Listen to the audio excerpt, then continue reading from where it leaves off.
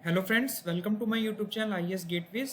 इस वीडियो में JK SSB junior engineer civil 2020 exam जो 29 अक्टूबर शिफ्ट 2 में कंडक्ट कराया गया था उसके कुछ डाउटफुल क्वेश्चंस विद रेफरेंसेस के साथ डिस्कस करूंगा सो दैट आप टाइमली अपने ऑब्जेक्शंस रेज कर लीजिए।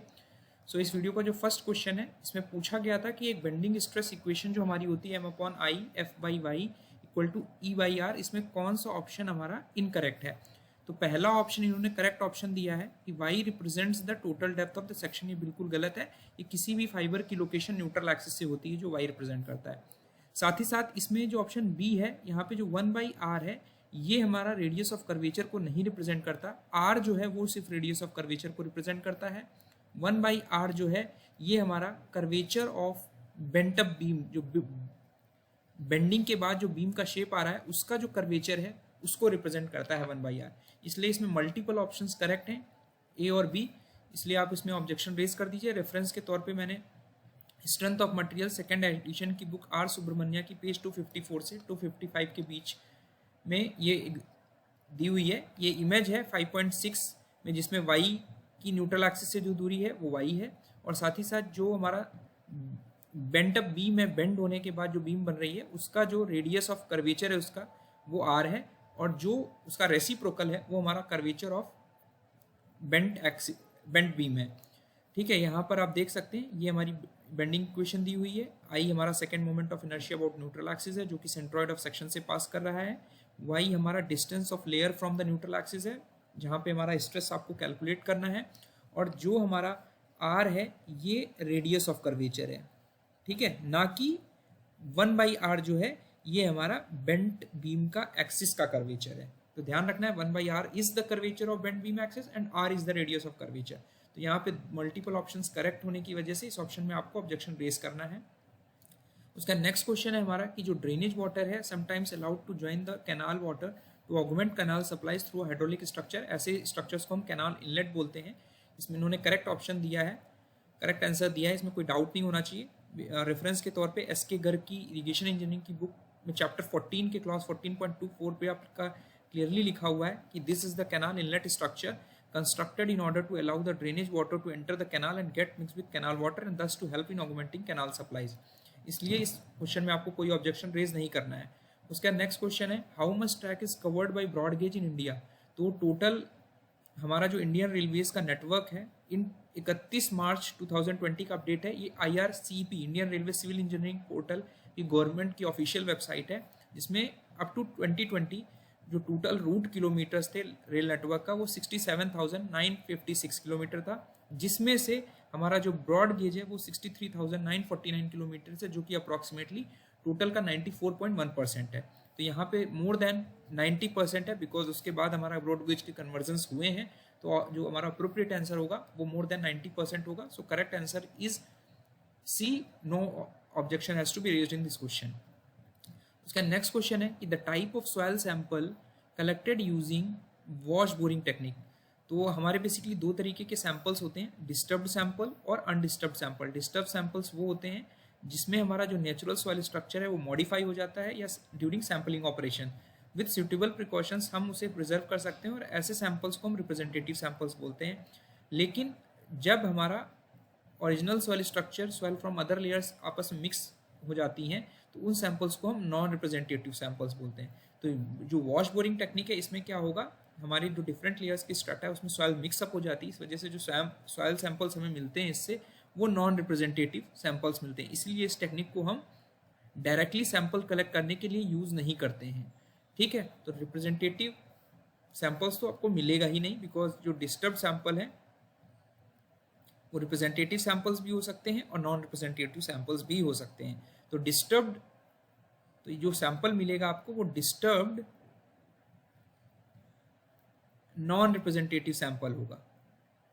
ठीक है, लेकिन मॉडर्न डेज में इस टेक्निक को हम दूसरे तरीके से यूज़ करते हैं। बेसिकली हम लोग इसमें करते क्या हैं, ये यहाँ पर टेक्निक दी हुई है, ये जो रेफरेंस है ये foundation engineering book page 20 Hsai Yang Fang 2013 edition की बुक का रेफरेंस मैंने दिया है। यहाँ पर क्लियरली लिखा है जो samples obtained generally are not representative of the material in situ owing to breakdown of particles by chopping। ठीक है, thus the method is no longer acceptable as a means of obtaining samples ठीक है, हम change of strata identify कर सकते हैं इससे। However the wash boring method today is primarily useful as a means of advancing a hole in the interval between samples taken with various samplers that have been developed to obtain both disturbed and undisturbed intact samples। ठीक है, तो हम samples दूसरे sampler का use करके disturbed और undisturbed samples दोनों ले सकते हैं, लेकिन रिप्रेजेंटेटिव सैंपल आपको नहीं मिलेगा बिकॉज यहाँ पर हमारी जो लेयर्स हैं वो मिक्सअप हो जा रही हैं। We get a non representative sample here. तो हमारा करेक्ट आंसर जो अप्रोप्रिएट आंसर हो सकता है वो ऑप्शन डी होगा। इसमें भी आपको ऑब्जेक्शन रेज नहीं करने की जरूरत है। उसका नेक्स्ट क्वेश्चन है हमारा कि जो पॉइंट ऑफ कॉन्ट्राफ्लेक्चर है वो डेफिनेटली हमारा किस टाइप की बीम्स में हो सकता है। तो यहाँ पे कॉन्टिन्यूस बीम और ओवरहैंगिंग बीम दोनों में हमारा पॉइंट ऑफ कॉन्ट्राफ्लेक्चर हो सकता है। इसमें हमारा मल्टीपल ऑप्शन करेक्ट होने की वजह से इसमें आपको ऑब्जेक्शन रेज करना है। रेफरेंस के तौर पे मैंने strength of material second edition R Subramanya की बुक पेज 20 पे आप देखोगे तो यहाँ पे डिफाइन किया है पॉइंट ऑफ कॉन्ट्राफ्लेक्चर को कि ओवरहैंगिंग बीम्स में हमारा पॉइंट ऑफ कॉन्ट्राफ्लेक्चर होगा जहां पर हमारा बेंडिंग मोमेंट जीरो होगा और साइन चेंज करेगा और it passes through zero point. ठीक है, यहाँ पे आप देख पा रहे हैं क्लियरली लिखा है at point of contraflexure bending moment changes sign and passes through zero. In this case bending moment changes from positive to negative. Such points normally do not exist. इस तरह के पॉइंट्स हमारे सिंपली सपोर्टेड बीम और cantilever beams में नहीं मिलेंगे आपको। In cantilever beam bending moment is zero at the free end. In overhanging beams यहाँ पे आप देख पा रहे हैं in overhanging beams such points do exist where bending moment changes sign and passes through zero। तो इसी तरह सिमिलरली आपकी जो कॉन्टिन्यूस बीम्स है यहाँ पर मैंने कॉन्टिन्यूस एक बीम दिखाई हुई है और डिफरेंट लोडिंग कॉम्बिनेशंस दिखाया हुआ है और ये हमारा जो 15.27 का ई फिगर है यहाँ पर आपके जो बेंडिंग मोमेंट का साइन है और जीरो साइन जहाँ पर जीरो से पास होकर साइन चेंज करेगा। आप देख पा रहे हैं कि these are the points of contraflexure depending upon the type of loading. इनकी लोकेशंस हमारी वेरी करेगी। तो हमारे कॉन्टिन्यूस बीम्स में भी पॉइंट्स ऑफ कॉन्ट्राफ्लेक्चर हो रहे हैं। रेफरेंस के तौर पे मैंने एक और रेफरेंस दिया हुआ है page 407 of fatigue of welded structure TR Gurney की बुक है। इसमें लिखा हुआ है कि in continuous beam system any splices that may be required should be preferably be situated at points of contraflexure. It means continuous beam system में हमारे point of contraflexure exist कर रहे हैं। तो हमारा जो करेक्ट आंसर्स होंगे दोनों हो सकते हैं ऑप्शन ए और बी। मल्टीपल ऑप्शंस करेक्ट होने की वजह से इसमें आपको ऑब्जेक्शन रेज कर देना है। कुछ बच्चों ने ऑप्शन ए लगाया, कुछ बच्चों ने बी लगाया। एक्चुअली मार्क्स टू ऑल होना चाहिए इस क्वेश्चन में।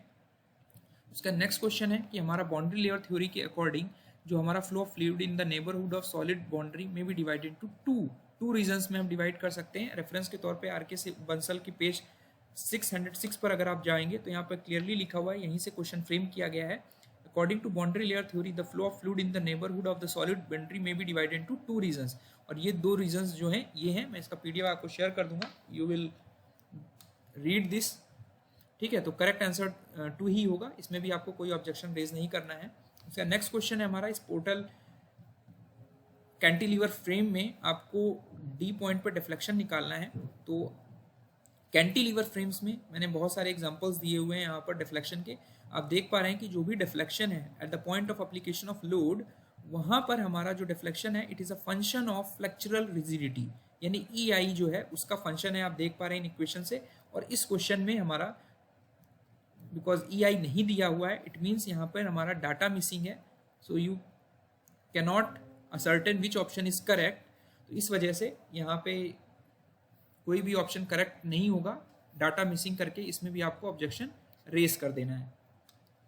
उसका नेक्स्ट क्वेश्चन है हमारा कि what characteristic strength of concrete is taken in limit state method of design as per IS 456। जो कैरेक्टरिस्टिक स्ट्रेंथ है, ठीक है, FCK जो है ये हमारी कैरेक्टरिस्टिक क्यूब स्ट्रेंथ है।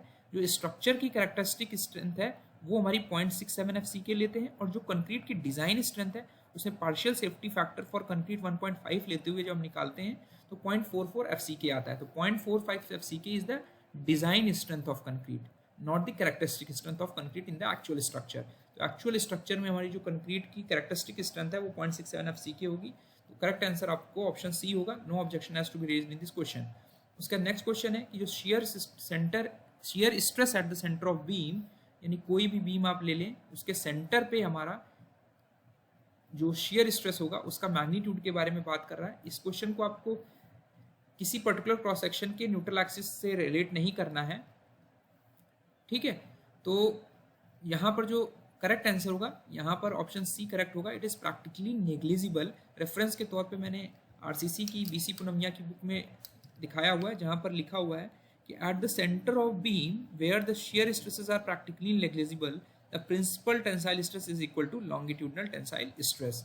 ठीक है, तो हमारा करेक्ट आंसर ऑप्शन सी होगा, इसमें भी आपको ऑब्जेक्शन रेज करने की जरूरत नहीं है। उसका नेक्स्ट क्वेश्चन है हमारा कि resultant stress on an inclined oblique plane at an angle theta to the cross section of body is subjected to direct tensile stresses. Sigma मान लेते हैं कि डायरेक्ट टेंसाइल स्ट्रेसेस से सब्जेक्ट हो रही है, उस पर कोई शेयर स्ट्रेस एक्ट नहीं कर रहा है, तो हमारा जो रिजल्टेंट स्ट्रेस होगा, ध्यान रखना स्ट्रेस पूछा जा रहा है, तो हम यहाँ पे फोर्सेस को रिजॉल्व करते हैं ना कि स्ट्रेस को रिजॉल्व करते हैं। तो फोर्सेस को रिजॉल्व करके अगर हम अज्यूम करते हैं कि डायरेक्ट टेंसाइल लोड P लग रहा था, तो उसके अकॉर्डिंग रेफरेंस के तौर पे मैंने बुक का रेफरेंस जो दिया है, करेक्ट आंसर ऑप्शन डी होगा।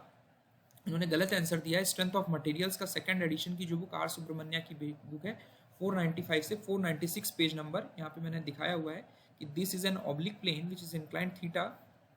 ये थीटा है हमारा क्रॉस सेक्शन,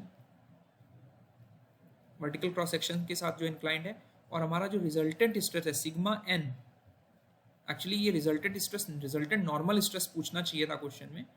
ठीक है, तो फिर भी अगर ये अज्यूम करें कि रिजल्टेंट नॉर्मल स्ट्रेस पूछ रहा है, तो हमारा अगर डायरेक्ट टेंसाइल स्ट्रेस जो था वो सिग्मा था, इस पी लोड के करस्पॉन्डिंग उसको रिजॉल्व करने के बाद जो हमारा नॉर्मल स्ट्रेस आ रहा है सिग्मा कॉस स्क्वायर थीटा आ रहा है, वो चीज़ यहाँ पर डराइव की हुई है इस पार्ट में, आप देख सकते हो P cos square theta by B D. तो ध्यान रखना है कि stresses are not being resolve here, forces जो आपकी एक्ट कर रही हैं उनके कंपोनेंट्स रिजॉल्व हो रहे हैं एक्स वाई प्लेन में, और जो उस प्लेन पे रिजल्टेंट स्ट्रेस है वो हमारा ये है वैल्यू है। तो बट यहाँ पर इस तरह का कोई ऑप्शन नहीं दिया है, तो यू कैन असर्टेन कि option D is the most appropriate answer. इसमें आपको ऑब्जेक्शन रेज कर देना है। उसका नेक्स्ट क्वेश्चन है हमारा the chart which is use to monitor the variable. ये हमारा क्वालिटी कंट्रोल का क्वेश्चन है। इसमें करेक्ट आंसर जो होगा वो रेंज चार्ट होगा। इसकी शैलेंद्र काले की प्रोडक्शन एंड ऑपरेशन मैनेजमेंट की बुक है, जिसमें लिखा हुआ है कि स्टैटिस्टिकल क्वालिटी कंट्रोल में एक्स चार्ट और रेंज चार्ट, आर चार्ट भी बोलते हैं, are types of variable control chart used to monitor some variables data when samples are collected at regular intervals from a business or industrial process। तो correct answer option C होगा, इसमें भी कोई objection आपको raise नहीं करना है। Laces silt theory is not applicable, ये पूछा जा रहा है स्पेशल कंडीशन जहाँ पर लेसिस सिल्ट थ्योरी हम नहीं अप्लाई करते हैं, तो लेसिस थ्योरी के लिमिटेशंस दिए हुए हैं। इसमें पहला जो ऑप्शन है लिखा हुआ है कि when channel is provided with protective lining on beds and sides. ठीक है, channels in alluvial with banks protected by training works, meandering rivers which are not free to shift due to bed and banks comprising of silty clay strata. तो यहाँ पर जो हमारा option C है ये most appropriate answer है, जहाँ पर हम लेसिस थ्योरी, तो यहाँ पर जो मोस्ट अप्रोप्रिएट आंसर होगा वो ऑप्शन सी हो जाएगा। तो इसमें भी आपको ऑब्जेक्शन नहीं रेज करना है। उसका नेक्स्ट क्वेश्चन है हमारा कि period after which the entire area will start contributing to run off is called time of concentration.